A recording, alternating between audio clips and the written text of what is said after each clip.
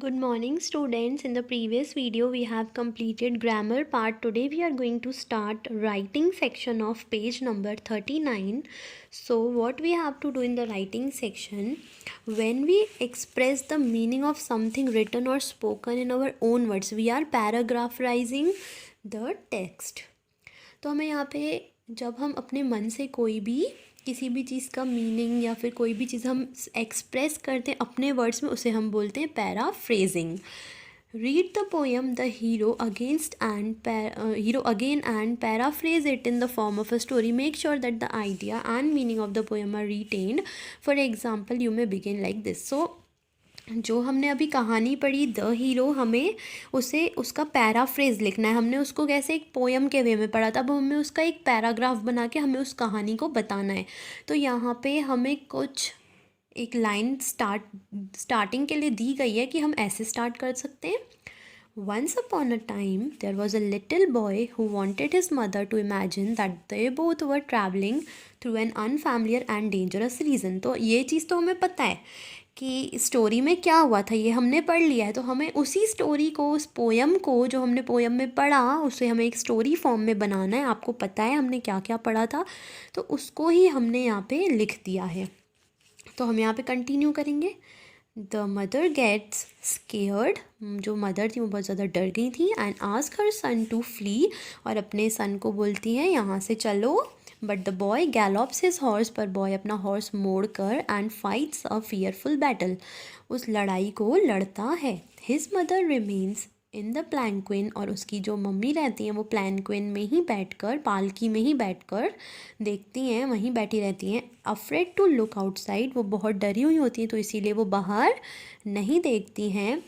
Thinking that her son might have been killed. और उनकी मम्मा को प्लैंक्विन में बैठे हुए ये लगता है कि जो उनका सन है उसे अभी तक किसी न किसी ने मार दिया होगा.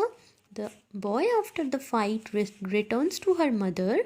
और लड़ाई के बाद बॉय अपनी मम्मा के पास वापस उस पालकी में उनके पास जाता है.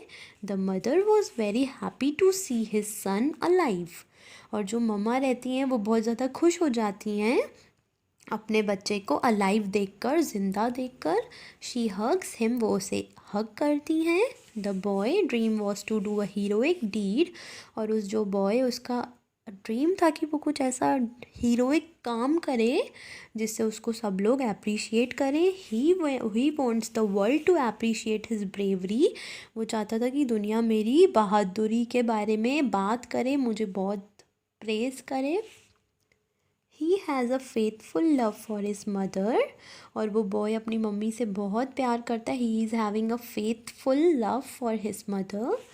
By imagining this. और ये सब वो क्या, ये सब सच नहीं हो रहा था. ये मैंने आपको पोएम में भी समझाया था कि ये सब कुछ सच नहीं हो रहा है, ये वंस अपॉन अ टाइम. तो यहाँ पे सब कुछ इमेजिन हो रहा है क्योंकि हमने लाइन में ऊपर ही पढ़ लिया, once upon a time there was a little boy wanted his mother to imagine. तो ये सब वो इमेजिन करने को अपनी मम्मी से कह रहा था. तो इसीलिए हमने लास्ट लाइन में क्या लिखा है, by imagining this the boy says it is like a story in a book. तो इसको इमेजिन करते हुए, अपनी मम्मी को ये स्टोरी बताते हुए बॉय कहता है कि आप ऐसा सोचो कि मतलब मैं, अगर ये कहानी आगे कभी सच होती है तो ये तो एक बुक की कहानी की तरह हो जाएगी. It will be like a story in a book. So here our writing section is also completed. आपको ये मेरे साथ साथ लिख लेना है. You can see it clearly. I have written half. हमने इसको छोटा सा एक पैराफ्रेज बनाया. तो जब हम अपने पॉइंट्स में किसी भी कहानी को एक्सप्रेस करते हैं उसे हम बोलते हैं पैराफ्रेज.